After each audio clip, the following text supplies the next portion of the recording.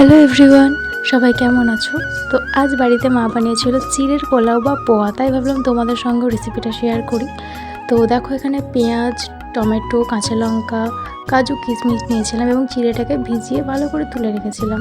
তো তারপর ফাইনালি বাদামটা ভেজে নিলাম। ভাজার পর কড়াইতে সাদা তেল দিয়ে কাজু এবং কিশমিশটাকে ভালো করে ভেজে নিয়ে লাল লাল করে নিয়ে কাজু কিশমিশটাকে তুলে নিলাম। তুলে নেওয়ার পর কড়াইতে জিরে দিলাম, দেওয়ার পর দারচিনি দিলাম। এটা আগে দিতে পারো, আমরা ভুলে গিয়েছিলাম। তো তারপরে আমরা দিলাম পেঁয়াজটাকে ভালো করে ভেজে নিতে হবে, লাল লাল করে ভেজে নেওয়ার পর কাঁচা লঙ্কা, টমেটো দিলাম, দিয়ে একটু নাড়াচাড়া করে নিতে হবে। যখন ভাজা ভাজা হয়ে যাবে তখন দিতে হবে হলুদটা মাস্ট, তোমরা চাইলে গুঁড়ো লঙ্কাও দিতে পারো, আমরা কাঁচা লঙ্কা দিয়েছিলাম।